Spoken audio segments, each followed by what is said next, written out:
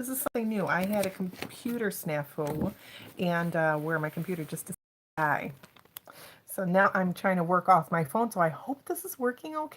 To come on for just a quick video and share and go of a narcissist. Sometimes we feel we need closure from that person, and so it can be hard to get that from somebody that's toxic because it's usually all about them and they don't care.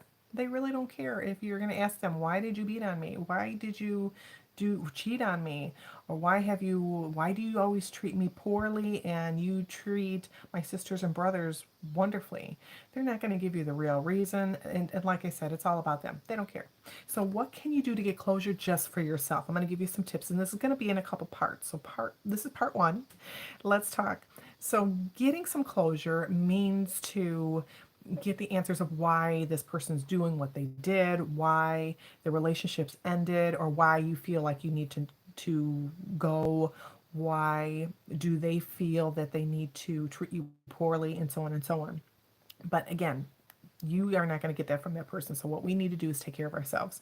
So keep necessary contact only. Just if you have to use it's an emergency situation, that's only way to keep in contact, excuse me, to remain in contact is just do it when it's necessary, when it's an emergency, when you absolutely have no other choice, or go no contact. If you have young children or children with this person, it might be a little difficult, but it can be done. It can be done using legal representation. Perhaps a family member can be a go-between, which I know a lot of people don't want to do. They could monitor your emails and your text messages, create a special email just for this person, or maybe have like a throwaway phone, a go phone, where they just burner phone, where they just have that number there. And you don't want to get yourself all worked up, especially if it's just going to be negative or threatening or harassing, which you can file a report on. But just limit your contact with them as, if you can, as all at all possible. Ugh, I've done this on 2 other platforms, so I'm just a little tongue-tied. Don't expect an apology. Or again, getting that closure from this person because they don't care. They really don't. It's all about them. Now, don't seek out a way to repair the relationship or find an amicable fine line there where you guys can still remain friends and so on, because that's not going to happen with this person. It won't. Now, is there help sometimes with people? What do you want? What's the word I want to look for? A repair. Can there be a relationship down the road? This person has to really want to work on it. You want to see that happen. You want to see that they're joining AA and that they've been there for the past 6 months or a year. You want to see that they're going to counseling, and it's been, again, that's 6 months. It's been a year, maybe a year or two. You want to see them making that progress and doing those steps, that they're not just giving you lip service and you're going to repeat that cycle all over again. You want to make sure that they're doing what they say that they're going to do and stick to it. So, it's been a week, you left this person and they say that, oh, okay, I've done this, and oh, I just joined AA, and or I just joined whatever it is, whatever that looks like for you. And I'm working on it. Can we get back together? No, just take time. Date one another if you have to, or if it's like a parent or work situation. Wait to see what happens. Be patient. Wait to see what happens. Now, write a letter. Okay, so write a letter to this person. Now, I don't want you to send it. So before you decide, no, I'm going to send this, listen up, okay? So what you want to do is write a letter. Pour out your feelings, whatever it is, situations, memories, and so on. Pour it out onto the letter. And you do not have to give it to this person. You don't have to send it. And why I say that is more than likely, as I said before, they're probably not going to care. So sending it is probably just going to fall on deaf ears.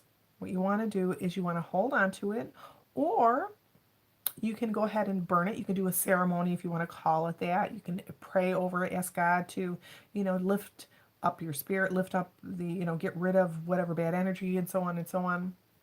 Rip it up, burn it.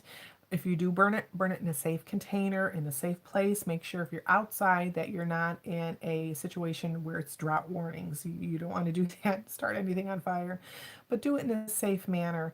And this can be very uplifting for you. It can feel good. I know I did this myself, but it can be something that feels free to your spirit. Like it's a weight lifted off your shoulder. Even a couple other things I'm going to mention in upcoming few days.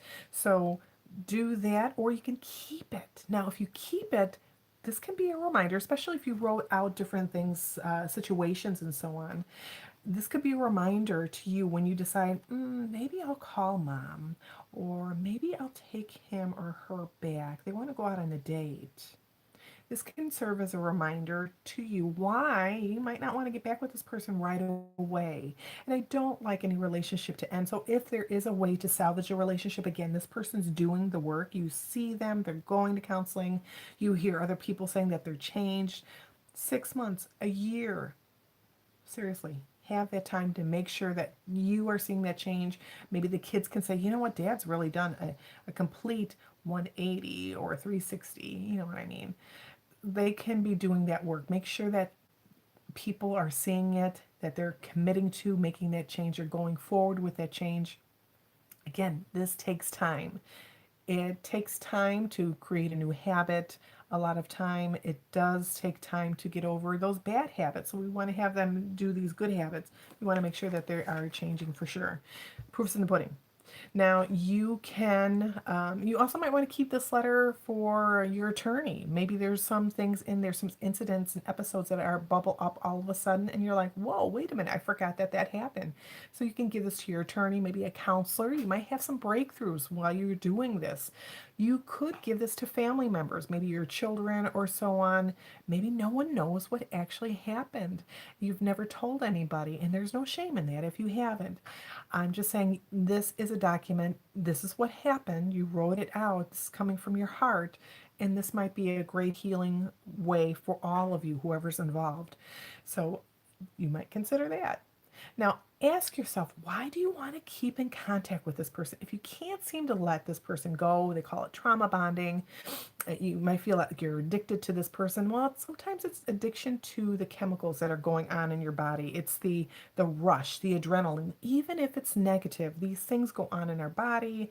The adrenaline, the endorphins, the cortisol, and so on. All of this is tied together, and it's very fascinating, but at the same time it's really a pain in the ass. Okay, it really can be a pain in the keister, because you're like, I don't want this person back in my life, but yet you just seem to be drawn. You're asking questions, you're scrolling social media looking for information for this person. So but why do you want that connection? I want you to ask yourself that. What do I feel that I need from this person? And again, you might be, well, I need closure. You're probably not going to get that. So what do you need?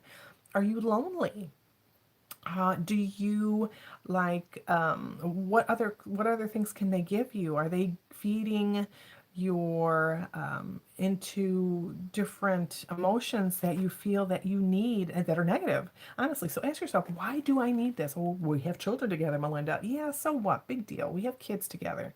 That doesn't mean you need to continually be harassed or victimized or re-victimized over and over again by this person. So what is it exactly that you need? Okay, so ask yourself that.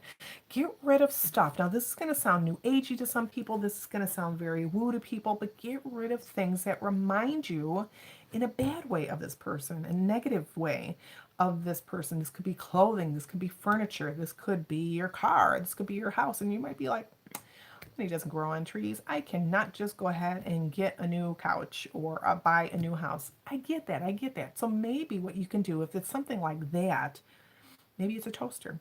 Get a new one. Go to the thrift store. Perhaps it's clothes. Get a different set of clothes. Get rid of that particular item that is bringing up, that's bubbling up bad memories for you. For me, it was a dress and some other pieces of clothing that when I looked at those items, I would physically get sick. I would feel tightness in my neck. I'd have physical discomfort when I looked at these items. And this could be photos, it could be videos. So get rid of those items. Maybe put them in the attic or give them to somebody else temporarily. You can donate them as well, or sometimes it does feel good to break things. So yes, I've done that before, and it was very freeing in a safe way. You might want to say a blessing over your home. Maybe you can't get rid of your home because just financially, especially the times that we're living in right now, you just can't do it. You're a single mom, you're a single dad. Melinda, I can't do this. Okay, have somebody come over to bless your place, bless your car, say some prayers over that, do some smudging. Maybe you can't get rid of the house, so paint. get some new curtains in there, get a couch cover, or maybe it's a knife set that this person threatened you with a knife from that set, and it just like, and I know this sounds a little crazy, but energy is all around us, and I mentioned that before. It's all around us, and you've heard of haunted houses, right? Or haunted items, or maybe you have grandma's apron, or you have a sweater your dad wore, and they're no longer with you, but you see that item and they just remind you of that person. You feel all nice and gooey and gushy inside when you're around that item. These items, this is what I'm talking about. They're the opposite. They give you bad feelings. You know, you don't wear it anymore because it reminds you of the time when this person beat you, or you don't wear it anymore, or don't go in that car because you were raped in there. And I know those sound negative because a lot of these experiences are negative. So we want to get rid of that negativity. So ask your priest or your clergy member to come over and do a blessing on your home. Like I said, paint the walls, change the curtains out. If you don't want it, if you can't afford it, go to a thrift store, maybe ask parents, somebody, friends, go on social media and ask, hey, does anybody have any curtain sets that they're getting rid of, any sheet sets that they're getting rid of? Maybe something like that, where they're having a yard sale as well. These are ways that you can go ahead and freshen up that house, maybe the car, different things to get rid of those memories, delete the photos, delete the videos if you have to. But these are just a few tips and ideas in order for you to start healing, because I've had people ask me, how the heck did you heal?